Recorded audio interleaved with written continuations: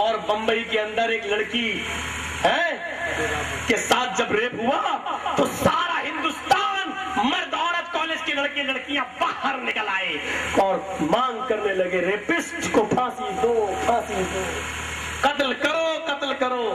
سعودیہ والا قانون، کل تک جو قانون تمہیں جانوروں جیسا لگ رہا تھا، آج اسی قانون کی تم ڈیمانڈ کر رہے ہو۔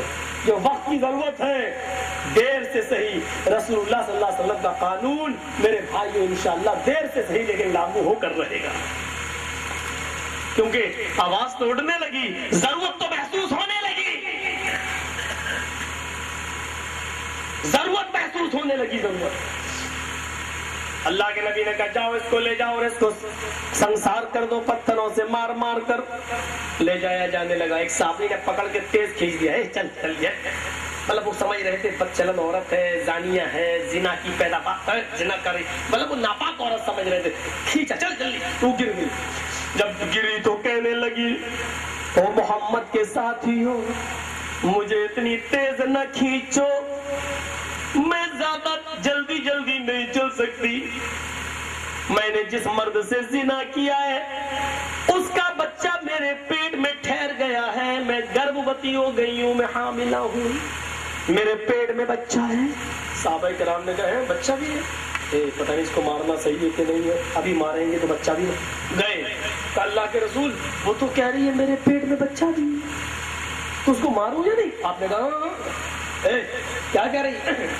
کہ اللہ کے رسول یہ بہت تیزی سے کھینچ رہے تھے، میں جلدی جلدی نہیں چل سکتی ہوں، اس لیے کہ جس مرد نے میرے ساتھ منہ کالا کیا ہے اس کا حمل میرے پیٹ میں ٹھہر گیا ہے، بچہ میرے پیٹ میں۔ آپ نے کہا تو نے مجھے پہلے کیوں نہیں بتایا؟ مر جاتا یہ۔ کہ اللہ کے نبی میں چاہتی بھی ہوں کہ یہ مر جائے، مجھے سزا دی جائے گی، میں مروں گی تو یہ بچہ بھی مر جائے گا جو میرے پیٹ میں پل رہا ہے، پیدا کرنے سے بہتر ہے کہ یہ مر جائے۔ آئے اللہ کے نبی اگر یہ بچہ پیدا ہو گیا تو پھر باپ کا نام نہ پائے گا اور ماں بھی اس کی مر چکی ہوگی تو اس کی دیکھ ریکھ کون کرے گا، اور بڑے ہو کر مجھے کتنے تانے دے گا اور کتنی گالیاں دے گا، میں نہیں چاہتی ہوں کہ اس کا وجود دنیا میں آئے۔ لیکن امام کائنات کی زبان سے جو جملے نکلے وہ جملے یہ تھے غلطی تو نے کی ہے اور اس آدمی نے تیرے ساتھ منہ کالا کیا ہے، آئے عورت اس غلطی سے تیرے پیٹ میں جو بچہ پل رہا ہے، جو بچہ پروان چڑھ رہا ہے، بتا اس معصوم کا کیا قصور ہے، تیرے پیٹ میں پلنے والے اس بچے کی کیا غلطی ہے، اس کو سزا کیوں ملے؟ جبکہ وہ بچہ جائز نہیں تھا، سب جانتے وہ ناجائز بچہ ہے، جس کو ہم اپنی زبان میں کہہ سکتے ہیں حرامی اولاد۔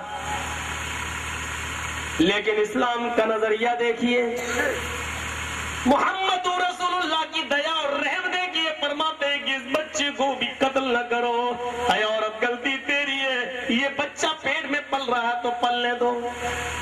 میری بہنوں تم تو اپنے حلال بچے گرا دیتی ہو، لڑکی ہے پتہ چلا کہ گروا دیا، اسلام تو حرام اولاد بھی گرانے کی اجازت نہیں دیتا، حلال بچے کیسے گرا دیتی ہو؟ جو بچے رحم مادر میں مار ڈالے جاتے، جو بچے عورت کے پیٹ میں پل رہے ہیں، چاہے مرد ہو، لڑکا ہو یا لڑکی، اگر کسی نے بلا کسی بیماری اور عذر کے ان بچوں کو صاف کرایا، گروا دیا، ایبورشن کرا دیا، آپریشن کرایا یا اس بچے کی صفائی کروا دی، تو قیامت کا دن ہوگا، یہ بچہ اپنی ماں کی پستان سے لٹکا ہوا آئے گا، اللہ اس بچے کو زبان دے گا، اللہ اس بچے کو ہاتھ دے گا، اللہ اس بچے کو پیر دے گا۔ بخاری کے الفاظ ہے اللہ اس بچے کو قوت گویائی دے گا اور کہے گا بول، تو یہ بچہ بولے گا اور کہے گا یا ربی ہذہ امی قتلتنی، اللہ یہ میری ماں ہے جس کی پستان سے میں لٹکا ہوا ہوں، اللہ یہ میری ماں ہے جس نے دنیا میں مجھے مار ڈالا تھا، اللہ یہ میری ماں ہے جس نے دنیا میں مجھے قتل کر دیا تھا، یعنی یہ دنیا میں میری نہیں بنی تو اس کا نہ بن۔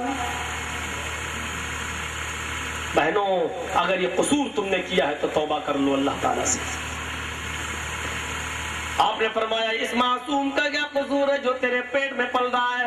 آئے خاتون اس بچے کو بھی پیدا ہونے کا حق ہے، اس بچے کو بھی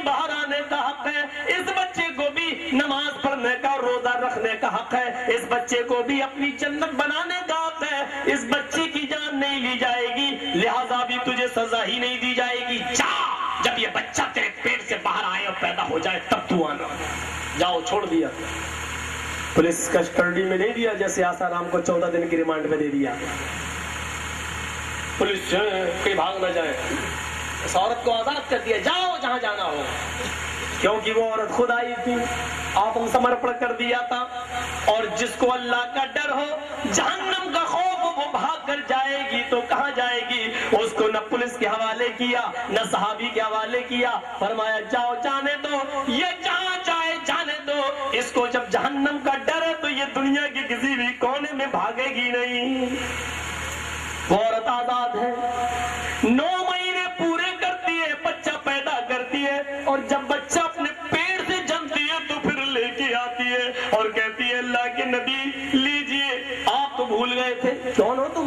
کہیے بچہ سنا کی پیداوار، او تم وہ، ہاں لاؤ، بچے کو اپنے ہاتھ میں لیا، صحابہ سے کہا اس عورت کا بچہ پیدا ہو گیا ہے، ابھی اس عورت کی سزا باقی ہے، جاؤ اس عورت کو پتھروں سے مار مار کے سنسار کر دو، صحابہ پھر اس عورت کو لے جانے لگے، اس بچے کو جو نبی اکرم اپنے ہاتھ میں لیے ہوئے تھے، یہ بچہ رونے لگا، چھوٹا سا بچہ تھا، رونے لگا، اس کی ماں کی آنکھوں میں آنسو آ گئے، اللہ کے نبی صلی اللہ علیہ وسلم اس عورت کی آنکھوں میں آنسو دیکھتے ہیں، کہتے ہیں عورت تم پیچھے مڑ کے دیکھ رہی ہو، کوئی اور تمنا ہے؟ اللہ کے رسول ہر مرنے والے سے اس کی آخری آرزو پوچھی جاتی ہے، میری آخری آرزو کیا نہیں پوچھی جائے گی؟ میں کیوں نہیں؟ بولو۔ اللہ کے رسول یہ بچہ جو آپ کی گود میں ہے یہ مجھے دے دیجئے، آخری مرتبہ میں اس کو اپنی پستان سے دودھ پلا دوں، یہ بھوکا بچہ ہے، بھوک کی وجہ سے شاید رو رہا ہے۔ آپ نے کہا لے، اس عورت نے بچے کو لیا، جیسے ٹرینوں میں عورتیں منہ چھپا لیتی ہیں اور اپنے پستان سے بچے کو لگا لیتی ہیں، ایسی اس عورت نے صحابہ سے اور اللہ کے نبی سے منہ پھیرا اور گھوم گئی، اور اس نے فوراً اپنی پستان سے اپنے بچے کو دودھ سے لگا لیا، اس بچے نے ماں کا دودھ پیا، جب پی چکا اور اپنے آپ چھوڑ دیا، ماں پھر لگاتی ہے لیکن بچے کا پیٹ بھر گیا، وہ ماں کی پستان سے نہیں لگ رہا ہے، اس نے چھوڑ دیا، اس نے اللہ کے نبی کو وہ بچہ دے دیا، لیجئے شکریہ میری آخری خواہش پوری کرنے کا۔ جیسے اللہ کے نبی نے اس بچے کو اپنی گود میں لیا، اب وہ بچہ مسکرا رہا تھا اور اس بچے کے منہ میں دودھ لگا ہوا تھا ماں کا۔ اللہ کے نبی نے اس بچے کو دیکھا، اس بچے کی ماں کو دیکھا، آپ سمجھ گئے کہ اس بچے کا کی غذا بھی اس ماں کے پستان میں موجود ہے، ابھی اس عورت کو اگر سزا دے دوں گا تو اس بچے کو دودھ کہاں سے ملے گا؟ پتہ نہیں دوسری عورت کا دودھ پیا یا نہیں۔ کہا ہے عورت کہاں جا رہی ہو؟ کہ اللہ کے رسول پتھروں سے مار کھا کھا کر سنسار ہونے کے لیے، مرنے کے لیے، فرمایا ابھی تمہیں یہ سزا نہیں دی جا سکتی، اس لیے کہ اس بچے کی غذا تمہاری پستانوں میں موجود ہے، ابھی اگر تمہیں قتل کر دیا جائے یا سزا دے دی جائے گی تو اس بچے کی غذا کا حق مارا جائے گا، لہذا جاؤ اس بچے کو لے کر جاؤ، جب تک یہ بچہ روٹی نہ کھانے لگے اور تمہارا دودھ نہ چھوڑ دے تب تک تمہیں سنسار نہیں کیا جائے گا۔ میڈیا والوں، ایک ناجائز بچے کے لیے، ایک حرامی اولاد کے لیے محمد رسول اللہ کا رحم و کرم دیکھو، ایک ناجائز بچے کے لیے جس کے باپ کا پتہ نہیں، نبی کی رحمت دیکھو، شرم تمہیں نہیں آتی؟ زبانیں تمہاری کٹ کے گر کیوں نہیں جاتی؟ ایسے رسول کو دہشت گردی سے جوڑتے ہو اور ایسے رسول کے بارے میں کہتے ہو کہ اسلام تلوار کے زور سے پھیلایا، تمہارے قلم ٹوٹ کیوں نہیں جاتے؟ یہ زمین دھس کیوں نہیں جاتی اور تم اس زمین کے اندر دھس کے مر کیوں نہیں جاتے؟ میرے بھائیو، کون سی زبان سے تم ہمارے نبی کے بارے میں یہ برے برے جملے استعمال کرتے ہو؟ کیسے تمہاری زبانیں کہہ جاتی ہیں؟ لیکن اس عورت کو بھی اتنا ڈر تھا کہ کہیں میں اس دنیا میں مر گئی تو جہنم میں مجھے کتنی دردناک سزا دی جائے گی، اس لیے بہتر ہے کہ دنیا کی سزا پالو۔ جب وہ بچہ ماں کا دودھ چھوڑ دیا اور روٹی کھانے لگا تو وہ عورت اس بچے کو لے کے پھر آئی، کہنے لگی اے اللہ کے نبی اب تو یہ بچہ روٹی کھانے لگا، دیکھیے. آپ نے کہا تم وہی عورت ہو؟ کہا. فرمایا اب گنجائش باقی نہیں ہے, اب تو یہ بچہ کوئی نہ کوئی پال ہی لے گا. آپ نے اس بچے کو گود میں لیا, اس کو کسی صحابی کے حوالے کیا اور کہا اس کی ماں کو لے جاؤ, اس بچے کی آنکھوں سے دور کر دو, زمین کے برابر, سینے کے برابر زمین میں اس کو گاڑ دو اور اوپر سے پتھروں کی بارش فرماؤ. سارے صحابہ نے اس کو سینے کے برابر گاڑ دیا, ہاتھ اس کے زمین میں پھنس گئے, سر دکھائی دے رہا ہے, پتھروں کی بارش ہونے لگی. پہلا پتھر خالد ابن ولید نے مارا, سر پھٹ گیا, خون کا فوارہ نکلا اور خالد ابن ولید کے کپڑے خراب ہو گئے. خالد نے بھی کچھ الٹے سیدھے جملے بول دیے, اے زانیہ, اے بچڑن, تیرے خون نے میرے. اللہ کے رسول کو جب پتا چلا تو آپ نے خالد ابن ولید سے کلام کرنا چھوڑ دیا.